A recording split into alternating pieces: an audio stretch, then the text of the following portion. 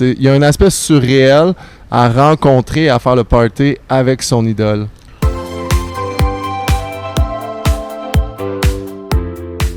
Wow, ben, j'ai un paquet de questions qui me viennent en tête. Premièrement, où est-ce que tu as organisé cette soirée-là? Écoute, il y avait une discothèque dans le village de Montréal, une discothèque latino qui s'appelait Cool Pouceau, que j'ai vu qu'il y avait souvent des soirées où est-ce qu'il y avait le vide, qu'il n'y avait personne. Et puis, j'ai demandé à faire le party dans cette discothèque-là, qui était en face de l'Aigle Noir. Et puis, ça a été comme ça. OK, c'est-tu l'ancien Station C, là, sur le coin? Écoute, je sais pas c'était quoi avant, parce qu'on sait que grâce à Valérie Plante, le village a beaucoup souffert dans les dernières années. Ah, c'est incroyable comment ça l'a baissé. Là. Moi, j'ai mon ami qui a le Berlin, là, Joe, puis j'étais allé le voir juste entre son changement, parce qu'il a changé de place pendant la pandémie. Ça faisait une couple d'années que je n'étais pas passé sur Sainte-Catherine dans ce coin-là, puis quand je suis arrivé, man, ça m'a frappé. C'était vraiment comme délaissé complètement. Tout était fermé partout. Puis c'était pas comme ça quand j'étais plus jeune, là, tu sais. Écoute, c'était pas comme ça quand j'étais plus jeune non plus. Et tiens-toi bien, Valérie Plante vient d'annoncer 4 ans de travaux sur la rue Sainte-Catherine. Mais est-ce que ça serait pas nécessaire pour relancer le village, pour relancer la Sainte-Catherine qui est rendue dans le fond du baril? Personnellement, 4 ans de travaux, c'est le clou dans le cercueil. C'est trop long. Fait que ça va l'achever. Toi, tu penses que ça va l'achever? Et moi, ce qui m'inquiète beaucoup, c'est que les nouveaux commerces sont pas nécessairement gays. Donc, je me pose la question, est-ce qu'il va rester un village gay après le passage de Valérie Plante? Ben moi, ça fait à peu près une dizaine d'années que je sais qu'il y a beaucoup de soirées gays qui sont sorties du village. Je m'étais fait reprocher. J'en parlais avec d'autres propriétaires de bars. Il y en avait une grosse qui se faisait dans le temps au Playhouse sur Avenue du Parc. Les Queer Nights, je me souviens plus. Là, ça, c'était un autre de mes amis qui organisait ça. Ben écoute, j'ai été au plus gros party, selon moi, de l'été de Montréal, qui est un party gay. En fait, qui est un party lesbien. Que ça se passait à l'ancien Blue Dog. Donc, c'est du Lutte Saint-Laurent. Celui qui a fermé récemment. Là. Ouais, ils l'ont repris. C'est rendu le club Double D. OK. Je sais pas si c'est une référence aux mensurations. C'est pas fou. Ça doit pas être Donjon Dragon. Non, c'est ça, mais c'était 1h30 d'attente pour rentrer. Quand même, ben oui. J'ai jamais rentré. Écoute, le Blue Dog, moi, je suis allé là, je pense, avant, mais c'est pas si grand que ça. Ça contient quoi, 75, 80 personnes? Fait que peut-être, mais tant mieux. C'est mieux une petite place pleine qu'une grosse place vide, tu sais. Ben écoute, tu sais, pour finir un peu la boucle, moi, j'ai organisé des parties au Blue Dog il y a environ 15 ans. 10 ou 15 ans, ça s'appelait le Bass Fest. C'était des parties qui étaient justement inspirées des parties de les Club Kids de mon idole. Puis, ça a été drôle, 10 ans plus tard, d'organiser des parties, d'avoir littéralement un Club Kid qui vient. Puis ça vient un peu à ma deuxième ligne de pensée. C'était comment travailler avec lui, ton idole? Comment il était-tu? Tu sais, genre, j'ai souvent vu que les grands sont gentils, sont faciles. Ah oui. C'était comme ça? Ah oui, j'ai tellement appris, c'était moi qui étais très stressé. Lui, il était hyper calme, il était hyper généreux. On a fait un podcast ensemble. J'ai appris tous les secrets. Podcast qui était à venir justement sur les Club Kids. J'ai appris tous les secrets de cette soirée-là qui est mythique. C'est comme un peu si tu tripes sur Nirvana, puis que tu parles avec un des membres comme le bassiste, puis qui te révèle qu'est-ce qui s'est passé de l'autre bord. Ça a été quoi cette rise to fame? Parce que ce qui est intéressant, c'est que la soirée de Disco 2000 qui se passait à New York, c'est arrivé en 90. À l'époque, Nirvana sort en 90 ou en 91. Qu'est-ce qui sort en 90 au mois d'août, le même mois que Disco 2000? Il sort 2 immenses chansons. 2 immenses chansons qui lient Montréal et New York. La première, c'est 1990 de Jean Leloup. Elle n'est pas sortie en 91? Non, elle est sortie en 90 au mois d'août. OK. La deuxième, c'est Delight, Groove is in the Heart. Oui. Sont sortis le même mois. Ça, c'est incroyable. J'ai revu encore une affaire. C'est tellement triste qu'elle est morte d'une overdose. Elle, là, t'imagines si elle est encore vivante, là, ce qu'elle aurait fait comme carrière et tout. Là. Je suis désolé de te dire ça, elle est encore vivante. Elle est avec Elvis! J'aime ça! Non, elle est encore vivante. Puis en fait, qu'est-ce qui est arrivé? Parce que j'ai su, un de mes amis, il l'avait comme voisine. en 2001 ou 2002, elle avait intenté un procès contre la compagnie Sega. Parce que Sega avait volé son image pour le jeu Space Channel 5. Quand on regarde un peu, c'est facile de voir les ressemblances, mais elle a perdu son procès. Et ça lui a coûté une fortune. Elle a tout perdu son argent. Et puis, apparemment qu'elle serait peut-être sombrée un peu dans l'alcoolisme et la dépression. Oui, ça, mais je sais qu'officiellement, elle est morte d'une overdose. Non, elle est vivante. Fait que toi, t'as Lady vraiment... Miss Vankir, ouais. Ah ouais? Pour de vrai. Fait que là, moi, j'ai fait tout comme mon deuil de ça pour rien. Et que t'as vécu d'un mensonge. Je pense que je suis pas le seul. Je pense pas le seul. Mais écoute, pour faire ça, pour tuer ton personnage, c'est une chose. Pour te sortir de des dettes, c'est une autre. Peut-être que c'est comme Jeffrey Epstein, mais inversé. Oui, c'est ça. Définitivement. À suivre. Fait que, écoute, Thomas, moi, ce qui m'intéresse, là, c'est les choses un petit peu spéciales, inusitées qui se produisent dans la vie d'un entrepreneur. Mm-hmm. Tout le monde, la plupart des gens qui travaillent et qui ont des carrières plutôt conformes vivent évidemment un paquet de situations, mais souvent, au jour le jour, c'est un petit peu une routine, c'est des affaires auxquelles on se prépare et tout, en général. Mais quand tu es entrepreneur, il faut que tu apprennes vraiment à te revirer sur un scène, puis que, tu sais, il y a n'importe quoi qui peut se produire.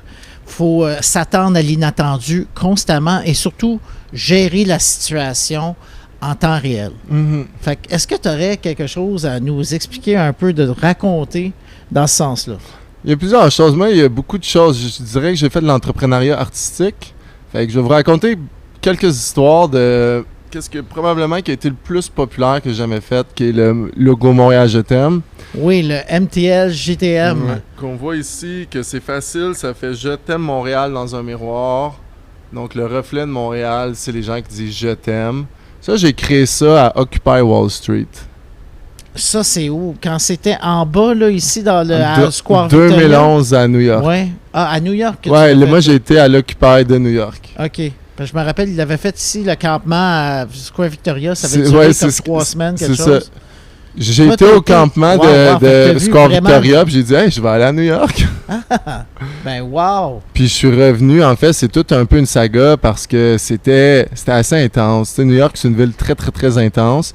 Puis j'ai fait le logo là-bas un peu sur un coup de tête en voyant un couple de latinos habillés en Canadien de Montréal dans le métro de New York. Et j'ai comme... Montréal m'a dit « Ah, je veux Montréal. Montréal, je t'aime, donc je reviens vers toi. » T'as-tu un background un petit peu en design et tout ça? T'as-tu fait des cours de formation ou pas quoi du que ce tout, soit? Pas du tout, pas du tout. Puis t'es-tu genre ordinateur ou papier-crayon? Papier, puis plus le temps passe, moins je suis ordinateur. Puis fait que la bonne vieille méthode, hein? Ouais, puis je pense que ça revient beaucoup un peu, tu sais, souvent le vinyle aussi.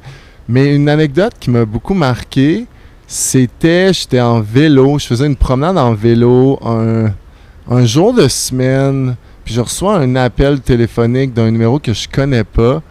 Et souvent, on décide de pas répondre, mais ce coup-ci, j'ai répondu. Et c'était Jean-Charles Lajoie. Ah oui? Qui m'a appelé pour avoir du linge Montréal Je t'aime pour son passage à Tout le monde en parle. Ah, fait que comment ça a été ça? As-tu donné les t-shirts et tout? Ouais, écoute, il s'en est pas donné, vendu. Ben il est venu les acheter. Il est capable de les acheter, là. Écoute, puis c'est ça un peu que... Tu sais, puis la leçon que je veux transmettre, c'est... Tu sais, des fois, on sent pas la valeur de ce qu'on fait tout de suite. Moi, c'est pour ça aussi que j'ai appris à tout filmer, parce que l'art, ça prend de la valeur avec le temps. Puis, il y a des gens qui sont peut-être plus rapides, qui ont peut-être moins ce complexe-là de se donner de la valeur. Puis, je me rappelle que Jean-Charles, il m'avait beaucoup investi de valeur, tellement que j'en avais été presque gêné de me sentir aussi hot que ça. Ah, mais c'est le fun. C'est le fun, là. Il t'a vraiment bien communiqué, puis tout ça, il a pris le temps. C'est ça, mais ce qui est un peu... Ce que j'ai remarqué qui était un peu moins le fun, c'est... Parfois, en étant entrepreneur, on va peut-être être en contact avec des gens qui veulent pas nécessairement notre bien autour de nous. Puis moi, ça, on appelle ça le nid de serpent, puis je connais ça. Puis que ce soit familial, amical ou professionnel, parfois, il y a des gens qui aiment ça, qu'on ne réalise pas à quel point on a de la valeur. Puis, dans le fond, le passage de Jean-Charles, qui a été très rapide, ça me montrait un certain contraste entre ce qu'il y avait comme entourage autour de moi et ce que des gens qui ne me connaissaient pas m'envoyaient comme valeur. Mais t'as-tu remarqué qu'au Québec, vraiment, les entrepreneurs, aussitôt que tu es vraiment à ton compte puis que tu fais toi-même tes affaires et tu gagnes ta vie à l'extérieur de ce qui est les grandes lignes sociales, tout le monde te regarde d'une autre manière. Il y a vraiment beaucoup de préjugés. Je te dis pas qu'ils te le font sentir, mais moi, je l'entends tout le temps. Là. Ah, ben toi, on sait bien, c'est comme ça dans ton domaine, puis c'est comme ça, puis tout ça. Puis tout le monde a des présuppositions, là, vraiment. Puis souvent, je suis obligé de leur dire, « Hey, la gang, c'est pas comme à TV. » Ouais, je suis d'accord avec toi. Puis tu sais, moi, je rajouterais qu'il y a un rapport à la réalité que les entrepreneurs ont, de la réalité sociale. Si on parle de l'État de Montréal, par exemple, les entrepreneurs ont un rapport à la réalité qui est beaucoup, beaucoup plus profond que, par exemple, quelqu'un qui va aller travailler au gouvernement, parce que l'entrepreneur doit circuler à Montréal, doit payer des comptes à Montréal, puis qu'essentiellement, les gouvernements se font de l'argent sur le dos des entrepreneurs parce que c'est eux qui génèrent le plus de richesses. Puis je trouve que ce rapport à la réalité n'est pas assez valorisé. Oui, mais moi, je le vois vraiment dans une optique de protection. C'est-à-dire, tu as ceux qui sont protégés par le système, dans le système. Et on parle de tous les mécanismes sociaux et tout ça, qui sont pour une tranche de la population. Je dis pas que c'est bien ou mal, mais tous ceux-là qui sont protégés ont de la misère à réaliser qu'est-ce que c'est que de ne pas être protégé. Puis quand tu n'es pas protégé, tu es tout seul, c'est vraiment me, myself and I, puis là, tout ce qui se passe, ça t'affecte immédiatement. Écoute, je suis tellement d'accord. Ouais, ça fait une très belle fin à notre première émission. Fait que merci tout le monde d'être venu aujourd'hui. Et puis, vous pouvez aller voir Thomas sur sa billetterie. C'est quoi l'adresse de ta billetterie? Écoute, on a usinederave.com parce que, justement, le rêve, hein? Après ça, on a Montréal Je t'aime qui revient. Je veux faire des entrevues, justement, avec des artistes locaux. Montréal Je t'aime n'a jamais été subventionné, malgré qu'on a été dans plein de mains de politiciens. On n'a jamais été subventionné, donc on peut dire ce qu'on veut.